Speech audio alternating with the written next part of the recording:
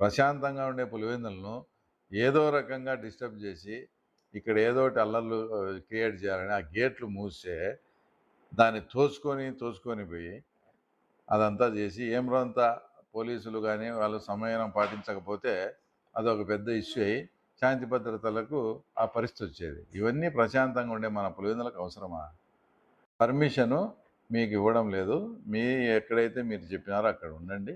అక్కడ నుంచి ఒక 100 నుంచి 150 మంది ఇంపార్టెంట్ లీడర్స్ ఆర్డీఓ ఆఫీస్ దగ్గరికి మీరు కావాలంటే వెళ్ళొచ్చు.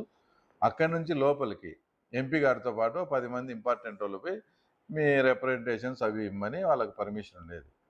ఎందుకు ఇంత క్లారిటీగా నాకు తెలుసు అంటే నేను పర్మిషన్కి అప్లై చేశా. 3-4 రోజుల నుంచి చూస్తానా ఆడ దీక్షలు ఈడ దీక్షలు అని పెట్టి సంబంధం లేని ఇష్యూ అంతే మాట్లాడుతా వాళ్ళు ఇష్టం వచ్చినట్టు మాట్లాడుతున్నారు. కాబట్టి మా ప్రభుత్వం చేసిన దానికి మద్దతుగా మేము కూడా శాంతియుత ర్యాలీ ఈరోజు నిర్వర్తిస్తాము. వాళ్ళది ఇంకా 3 రోజులు అయింది, సూను చాలైంది మాకు. మేము కూడా శాంతియుతంగా మేము ధైర్యంగా డిఎస్సి పెట్టాం, ఇన్ని పోస్టులు ఇచ్చినాం, ఎక్కడ అవకతవకలకు ఛాన్సే లేదని శాంతియుతంగా మేము కూడా వచ్చేసి ధర్నా చేస్తామని పోలీసు వాళ్ళని అడిగితే వాళ్ళు ఈరోజు పెట్టుకున్నారు.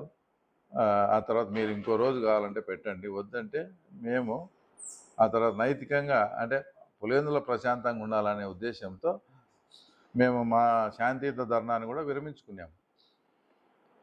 అలాంటిది మీరు పోయి లేని పర్మిషన్ పెట్టుకొని పోలీసు వాళ్ళతో పెట్టుకొని ఇదంతా చేయడము తర్వాత ఒక ఎత్తు అయితే చేశారు. ఈరోజు ఎంపీని కానీ తర్వాత జగన్మోహన్ రెడ్డిని కానీ ఒక్కరోజైనా మా ప్రభుత్వం ఏమైనా హౌస్ అరెస్ట్ చేసిందా? ఎవరి ప్రతిపక్షంలోనే అధికార పక్షంలోనే ఎవరి నిరసన వాళ్ళు తెలుపుకునే రైట్ మీకుంది. కాబట్టి ఎక్కడ కానీ మిమ్మల్ని హౌస్ అరెస్టులు కానీ చేయకుండా లిమిటెడ్ పర్మిషన్ ఈ రకంగా పోండనిస్తే దాన్ని ఉల్లంఘించి మీ ఇష్టం వచ్చినట్లు మీరు ప్రశాంతంగా వచ్చి పులివెందులలో భగ్నం వాటిస్తూ వాళ్ళను ఇంకా దారుణమైన విషయం ఏంటంటే ఎంపీ గారికి ఆ మాత్రం అవగాహన లేదా? స్టూడెంట్స్ని ఇన్వాల్వ్ చేసేది. ఆ తర్వాత నలంద స్కూల్లో విద్యార్థులను, తర్వాత తపస్య స్కూల్ విద్యార్థులను, తర్వాత శ్రీ చైతన్య స్కూల్ విద్యార్థులను రమ్మని తర్వాత వాళ్ళను ఆ తర్వాత ధర్నాలో పాల్గొనేట్టుగా చేసినారు. వాళ్ళ వయసు ఎంత? వాళ్ళు ఇంకా మేజర్ కూడా మైనర్స్ వాళ్ళంతా.